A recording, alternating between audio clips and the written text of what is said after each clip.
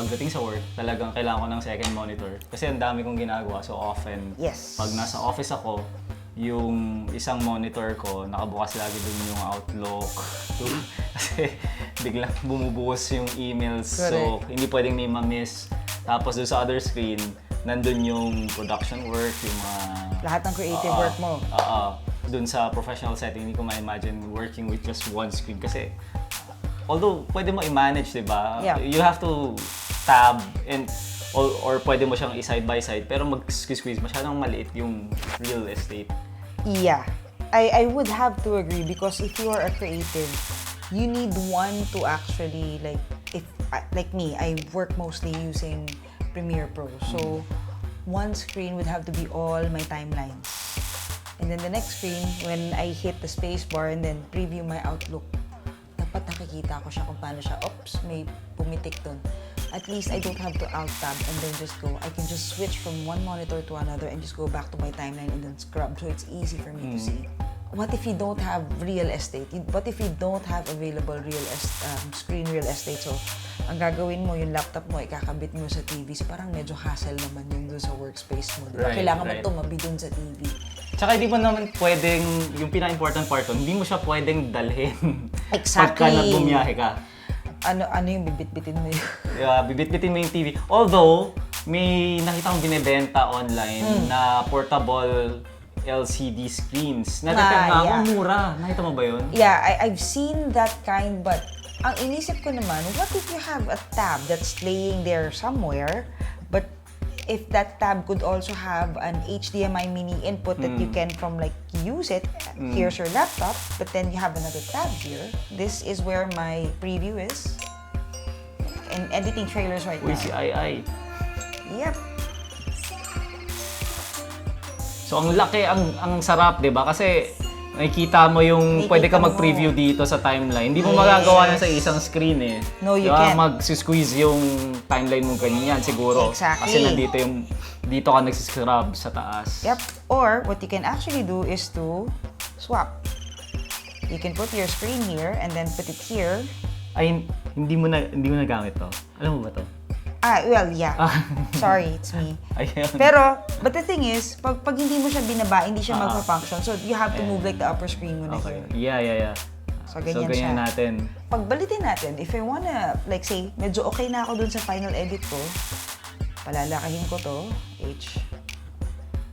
Ang sarap, may touch screen. Yeah, Bilis so... mag-scroll. Naku, pagka mahabang clip pa naman yung timeline mo, di ba? All the way to the exactly. dulo. Or you can just, if you don't have a mouse, just control. Yan. Ito po, Scroll. pagka-anak ka ng Premiere Pro, ganyan. So, like say for example, nalatag mo na all your videos and you want to see like a final input. On a full HD screen, this is how naka-maximize siya and then we just press play. Yan. So there. So I did the music, the reels for that. Siguro magpakilala muna tayo para dun sa Exactly. mga Sorry, hindi we've been nakilala sa atin. yakking like in the last couple of hours talking about dual screen monitors. So let us introduce ourselves. So ako nga pala si Kuya Den at kasama ko ngayon si Ate Tcel. Magandang araw po sa inyo lahat. My name is Tcel Maramag. And what I do for a living is that I am a creative professional. So I work mostly in theater. So I do the visuals that you see. I arrange lights. I score music. And I mix music also on a soundboard. Last year we have the ASUS ZenBook with the ScreenPad 2.0. So ScreenPad 2.0. Yung yes. Parang mouse, parang trackpad, yung size, pero touchscreen din siya. Just to give you an idea, guys, that particular laptop, I think, which was early this year lang yata siya, when we received it to ship to my sister at home. So it's basically like this piece of hardware that you see right here. But imagine this, there is no secondary screen. May tawag dito yung, anong tawag dito sa software nito? Screen Expert. Screen Expert. So let's say nakikinig ka ng Spotify in the background, you can drag this and then it will pin the window and then dun sa baba. Dun sa baba. So, yan, pwede tayo mag-tile ng hinaan natin ng konti. So, yan yung demo nung speakers niya. Which is... Actually, that's mahina. But if I turn it up, Harman Kardon, guys. Ayan, Makers Harman Kardon. of JBL. Harman Kardon, Nakita natin yung Harman Kardon logo. Ito lang yung speakers niya actually, bottom firing siya. So, yes. nasa ilalim siya. Yun lang yung mapapansin nyo dito. Ayan. Grilled dito. sa ilalim siya. So this grill right here and this one. So basically, that's 4 grills for like 2 speakers left and right. So it's bottom firing, but at the same time, you hear it on the side. So amplified yung tunog dito sa ASUS ZenBook Duo. So ito yung retail unit, diba? Nung dumating ito, talaga naka-box siya. Yes. Tama, naka-seal. Sealed in a box. What do you think about the cover? Kasi ako, I've seen a lot of ZenBooks already. So, I'm very used to this quality and para sa expected ko na itong machine finish. Yeah. Yeah, pag hindi ganyan yung quality niya. Okay. First impressions on how this one looks. So this one, I like it because it's sturdy. It's not plasticky. Because this is machine grade bakal. May tawag sila dun sa process na to, sandblasted. Yes, sandblasted because it's not prone to scratches, guys. So siguro nakatulong yung parang concentric circles. Yes. It doesn't just add to the aesthetic kasi parang ang ganda, 'di ba? Kung titingnan mo nag-reflect kung tumatama yung ilaw. Tapos of course the ASUS logo, very minimal, very zen. Yung ZenBook naman talaga nung lumabas siya. Zen really not a lot of frills. It's a no-frills laptop, ladies and gentlemen. And the thing about the Zen is that the design, the build, actually this isn't, parang 1.2 kilograms lang siya, guys. 1.5. It doesn't, 1.5. it's Does it feel 1.5? like 1.2? Sorry guys, but 1.5. honestly, not that we're trying to sell you anything, it does not feel 1.5 Ang at all. gaan. Super gaan. This is probably one of the most powerful and lightweight laptops I've ever used. Other than yung mas maliit pa nating version sa ASUS. The ZenBook. No, not the... The ZenBook. Transformer ba to? Yeah, the Transformer ones are very, very light. They're barely a kilo. Yung natatanggal. Yes. Namimiss ko yun. Well, I actually love that one. But ito talaga, promise, it doesn't feel 1.5 at all. It feels like 1.2. It's like carrying like a tablet, a little heavier version of the tablet. Okay, so now that we've shown you like the first Makinis impressions... pa siya sa jowa mo. Sobrang pwede mong dilaan. So ayan, yung mga features niya nandito, ScreenPad plus color accuracy, which is important for creatives. Yes, if you are an editor or if you do film, TV, video, this is actually Pantone. Validated. Very important because you want to capture like real life photos, colors, vivid imagery. Para actual siya, Yes. diba? Alright, we'll show you one thing. So we'll open this up. Guys, take a look at this, Nano.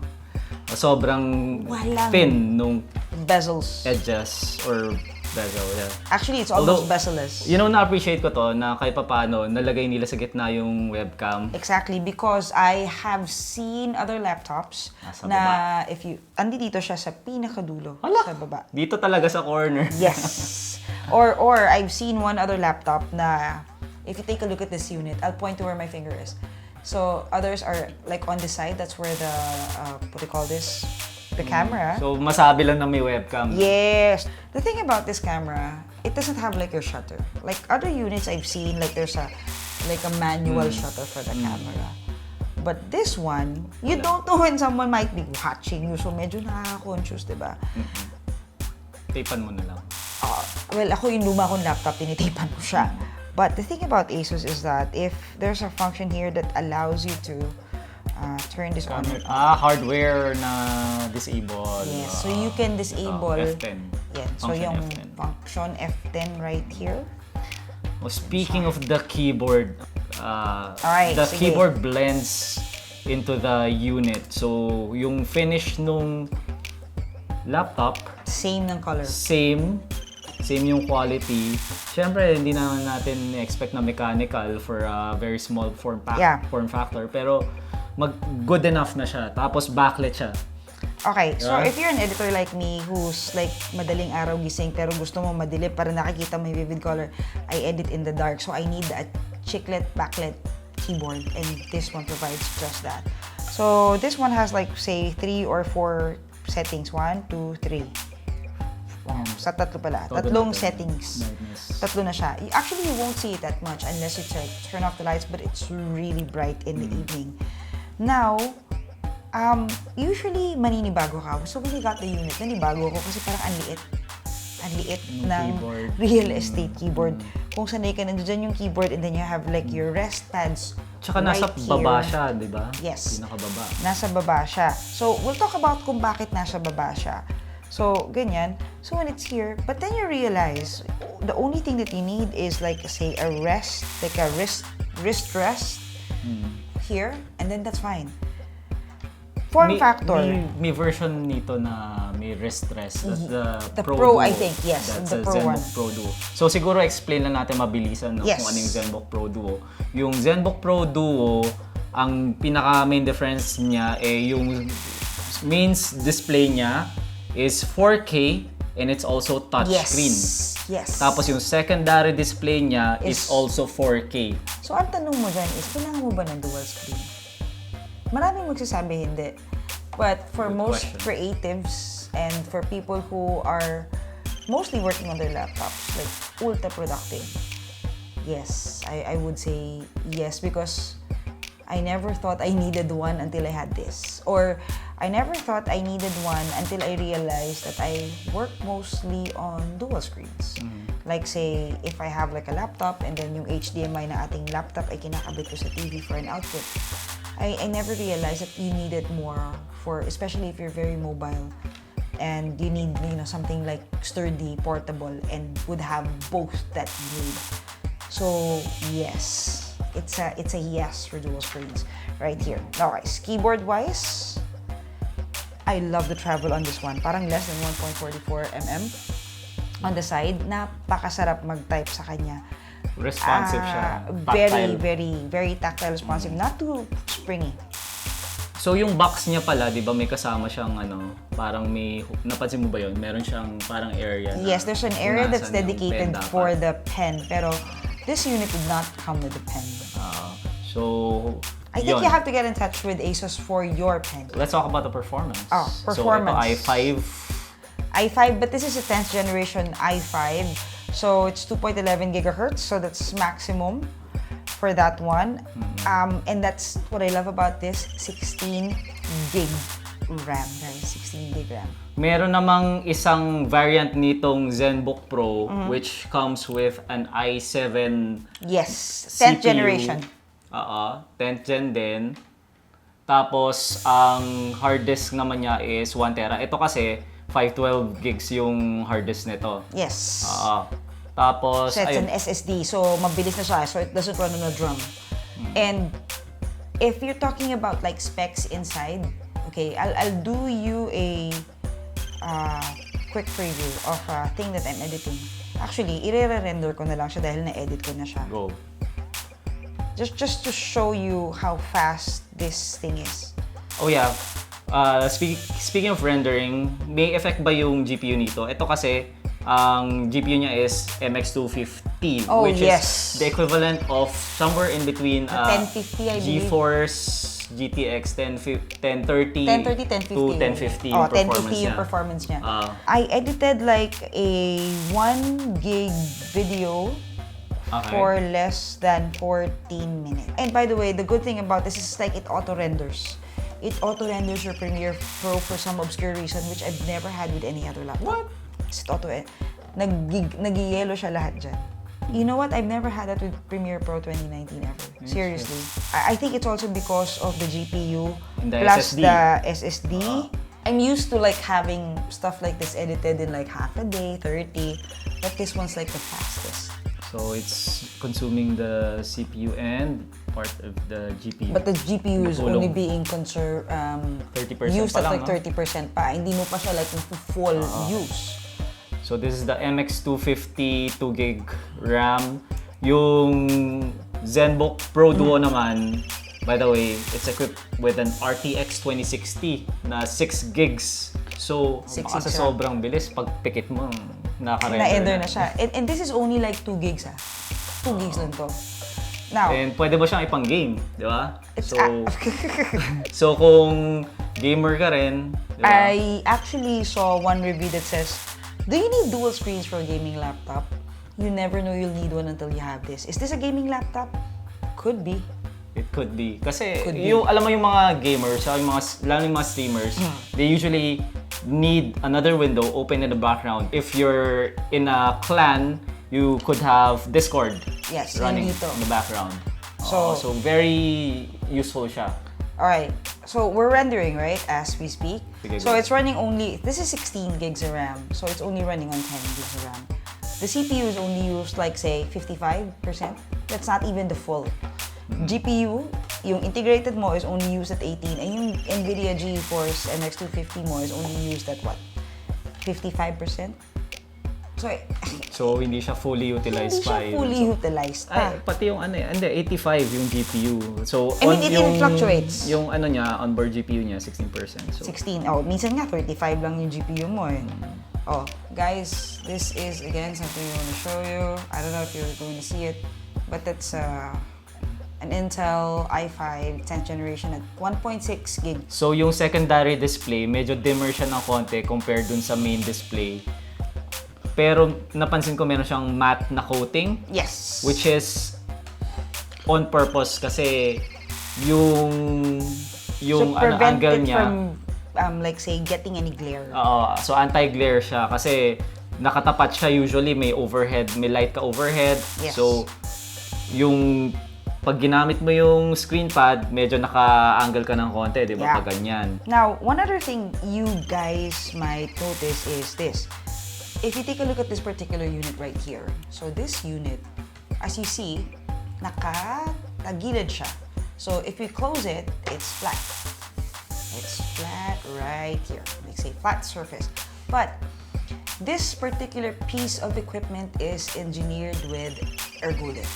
The thing about ErgoLift is that it optimizes your cooling and typing experience. Kasi parang ako dati sa laptop din, ang ginagawa ko, may kalang pa yan. So when I type, naka-incline siya. Ngayon, I don't need for that. Hindi mo na kailangan magdala ng kalang. Wala ka ng kalang. Or like, I would put books, I would put my hard drive right here. But with this unit, all you need to do is like open it up. Tapos may automatically ito lift the upper portion of the laptop. Tapos magkakaroon siya ng gap for better airflow, and at the same time, naka-angle na yung keyboard area mo. So you have like say, hindi ka magkaka-carpal tunnel. Kasi usually flat So walang traction yun dito mo. So when you're here, it's like type. Tsaka yung ScreenPad din, medyo naka-angulo na siya. Yes, so parang wala ka ng glare. You have another screen right here. And then you have cooling. So, speaking of cooling, guys, may nire-render kami in the background. And can we just tell you, this one doesn't heat up. Medyo nag-warm lang siya ng konti. Nag-warm lang siya, pero hindi siya yung parang pag hinawakan mo ay nagtutusta ng kape or anything. With the ErgoLift, it allows you to like airflow right there. Yung may space siya talaga for the fresh air, yes. air to come in. Yes. So far, we have one. Actually, that's two USB 3.0. Two USB 3.0. Tapos we have a Type-C. Yes, interface. Hindi siya Thunderbolt. Regular USB Type-C. Yes, and then tapos you have your HDMI. Tapos regular yung power delivery niya. Yes. Tapos napansin natin, ito may 3.5mm audio jack. Yes, because everyone needs an audio jack. Meron siyang card slot. Okay. Pero micro siya, micro SD. Okay. Hindi siya yung regular na SD card. Well, it's not the a little off-putting, lalo na pag sanay ka na parang if you have like your mirrorless camera, you take out your stuff. Kasi sasaksak mo na lang. Merong yung adapter. Yun. It's a USB adapter, guys. But then again, you have to switch all your regular SDs to a micro SD. Full ba to kanina? No, it's not even full. I opened the laptop at 2 hours. Siguro nasa mga 85 siya. 853, we only consumed like say how much? 85 less 53. 30%. 30% give or take. And that's 3 hours, guys. Almost 3 hours na itong bukas. So total, siguro sabihin natin, pagpalagay natin mga nasa 8, 6 to 8. 6 to 8 hours tops. No? So parang kung naka best performance ka, I think this will run for about 6 hours. But if you're in best battery life, it will go from about 8 to 9. Kung conservative use ka, like browsing lang or watching videos, it should last at least 8 to 10 hours. 8 to 10 hours. And the thing is this, so we've been using this for about almost 3 hours now. The Wi-Fi is on, and both screens are on maximum brightness. Naka-maximum brightness. Everything is on, even the Bluetooth is on. And the Wi-Fi is on. And the which, Wi-Fi is by on. the way, masabi ko lang, yung Wi-Fi nito is already Wi-Fi 6. So, Yes. BGNAX. So, what does that mean? Latest Wi-Fi technology. So, the latest Wi-Fi technology can actually transfer Wi-Fi to standard. about a gig of information wirelessly. So, hindi siya yung mga 100, 500, nope. That's how fast it is. It's about a gig per So, second. this is really a next-gen machine, and that makes it a very good investment. Yes. This is a type of laptop, and I'm speaking personally, you know, for a creative that you would want to buy and make sure that you get good money for the equipment that you buy. And this is something that will last you, give or take a good 3 or 4 years, or 5, or minsan 6 or 5, depending on the technology. Because if you would, eto lang economics, if you would spend for like an i7 8th generation, count 2 years, mabagal na siya. But if you spend for an i5, which is a 10th generation, you have DDR5, 16 gigs, and then you have MX250. Make sure, by about the 3rd or 4th year, hindi pa luma yung laptop mo. Mataas pa rin ang premium value niyan. Etong unit na nandito sa atin ngayon, this is ZenBook Duo. The entry Specs level. nito, ito yung pinaka-entry level. So, ito yung pinakamura, no? Yes. So, specs nito, 14-inch 1080p screen with a 12.6-inch 1080p secondary ScreenPad. Yeah, matte. ScreenPad Plus. Yeah. And internally, this is powered by an Intel 10th generation Core i5. Yes. It has 16 gigs of RAM. DDR5, you have DDR. MX250 for your video card, which is also equivalent to about 2 gigs. With 2 gigs of RAM, video Yes. RAM. 512 gigs of storage space na M.2 form factor PCI Yes. Express. So that's very So fast. SSD siya. Ang gandang equipment, pero siguro kinakabahan kayo guys how much the price is.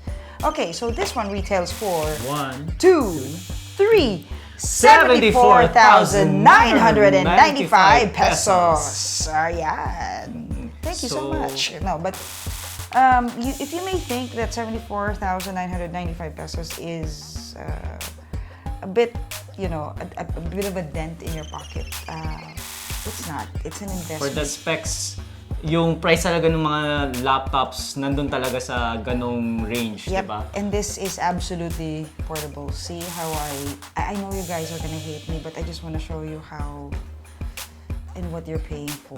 If you need something more than what the ZenBook Duo can offer, Yes. meron namang Pro variant to. This is ZenBook Pro Duo.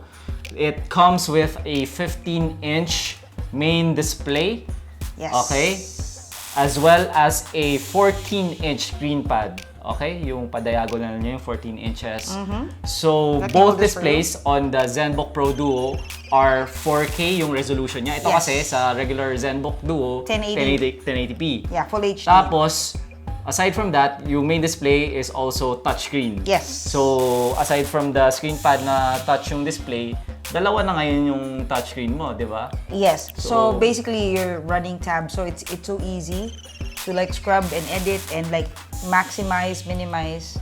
Right. So, naka-RTX on din yung ZenBook Pro Duo. It comes with a NVIDIA RTX 2060 with 6 gigs 6 of RAM. gigs of RAM 6 and gigs GDDR5. of RAM, which is very, very important if you're working with high quality graphics, if Pwedeng you're doing pang After gaming, ray Effects. tracing. Yeah, other than gaming, really, if you're like an After Effects person, napaka-helpful niya. Maximize mo yung GPU and niya. it won't slow down the work that you do, especially if you like multitask. So you have your 2 screens, everything. Guys, this is a 1.5 kilogram weight. So if for people like me who are very weight-oriented portability, this is a 1.5 kilogram piece of equipment, but it feels like 1.2. It's barely. At hindi po siya plastic. So, napakagaan. Bakal po siya. Naiikot ko siya. I have like 4 external hard drives. Mas mabigat pa yung external hard drive kaysa sa halaga nitong so, speaking of hard drive, yung ZenBook Pro Duo, wala siya 1 terabyte. Yes. Yung hard drive space. Tapos, may 3 different variants. Yes. Ang pinaka-main difference niya is the CPU and the gig size RAM, the memory. Sorry, the memory RAM. The memory so, pala. yung entry level na ZenBook Pro Duo is 159,995 pesos. Ang specs niya, 16 gigs of RAM and i7 na siya. So the next one after that is running at 169,995 pesos. So I believe it's about a 10,000 peso difference. But get this, it's 32 gigs of DDR RAM, so that's your memory. And it runs an i7 10th generation. But of course, I have my favorite, which is, ayun, a huge dent on my pocket. But that's, mababawi mo naman, dalawa. If you kaya mo yan. If you do films, if you are a wedding SDE creator, invest. Kasi isang pelikula mo lang to, isang kasal lang to, bawi mo na ta. 199,995 pesos. But get this, 32 gigs of RAM, i9, if you're doing SDEs, if you're a wedding videographer, if you're an on-site video creator, if you're an on-site animator. Sobrang gandang investment. It's an investment. Actually, an investment which gives you a greater return than your car. Okay. So, yun siya. Then, anything you would like to add? The future of laptops is here. Yeah, I think ganito talaga yung trend ngayon, no? And ASUS, I believe this is the first in the Philippines na laptop na merong ganitong klaseng secondary display. I've never seen anything other than, say, the MacBook Pro, which has a touch bar na pang ano lang, pang mga apps lang, para app launcher lang. I've actually held the MacBook Pro, and yung real estate ng screen, yun, tatouch mo lang to like turn it on and then screw it up. But this one really allows you to do more work. And so kung ganito lang, sorry for Mac users, I also use a Mac, but at a time. So kung ito lang yung screen mo, this one like basically goes it brings it down and gives you more premium for the space. So at least ito, habang nag-e-edit ka sa taas, pwede kang maglaro ng Laro Far Cry talaga. sa baba. No, not really, but Minecraft. Or you can put your Crisis. grabe yung mga Call of Duty. Diba? Dito yung aiming mo. But what you can actually do is you can run your timelines right here. You can do your main screen right here. Or you can have your other apps here. And I think pinag-isipan talaga ni ASUS itong software niya na yung para sa secondary display. Yes. Proprietary itong software na to ni ASUS, designed specifically for the ScreenPad Plus. So, ang dami niyang features dito, like controlling the brightness of the secondary display. You can have your number key right here. May launcher siya, ayan, number key. And you can switch between the displays. Yep. Yan. Just by pressing a button. Tapos you can enable or disable yung ScreenPad Plus if you want to conserve power. But then again, why get a laptop with a secondary display if we're not gonna use it anyway? So, yun. And nakita naman natin, sobrang solid naman yung battery life niya. Other than a glowing recommendation, for... walang etchas yun. Seryoso, for a professional, ang daming pwedeng gawin. And this is probably the only, other than another ASUS, I've used the ROG, also by ASUS for editing. I loved it, but... Ito ba yung Zephyrus? Yes, the Zephyrus. I've used the Zephyrus. Pinadala rin yun sa sister ko, Superstar, and I tried.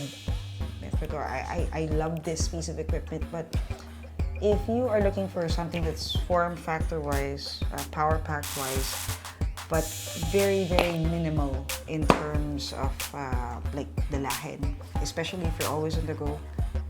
This is the laptop for you. And with that, I guess we end this particular review. Downsides, to be honest, baka sabihin nyo naman, nag-review kami ng sabihin natin yung laptop na... Marami siyang pwedeng i-improve eh. Yes. Diba? Let's start with adding... It's still adding an SD card. I would have preferred an SD card right there. Sa una, maninibago ka sa keyboard when you're typing, but when you get, the hang of it, okay lang. Maganda yung travel. I think that was one of the first things though. Aminado ako medyo nagulumihanan kasi for a time hindi gumana to. Yung pala, I just pressed the button right here. So it's very important that we mention this button right here. Parang nagpapanik ka nung isang araw. Nagpanik ako eh. Sabi ko, si Ate Tcel. Akala niya sira yung ZenBook Duo. Oo. So, yung pala hindi lang, kasi nag-update ka ng drivers, diba? Tapos parang for some reason na-off siya. Because it asked me to update the drivers.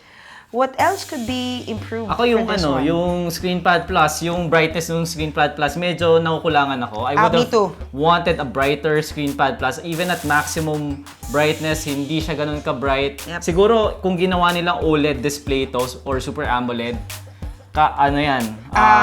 much better. Yeah, so kung ang brightness of the main screen matches the brightness of the secondary screen, that would be awesome. So I think it's just that for the material. AMOLED nga, tama. AMOLED would have been the perfect item for this. What else could be improved? Siguro yung power delivery niya could also be USB Type-C. Yes. Para standard din siya.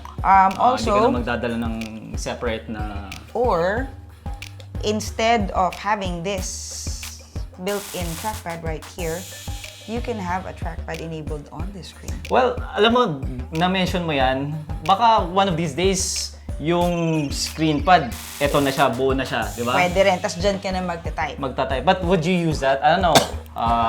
Give us your thoughts in the comment section, but personally... Tell us what you think.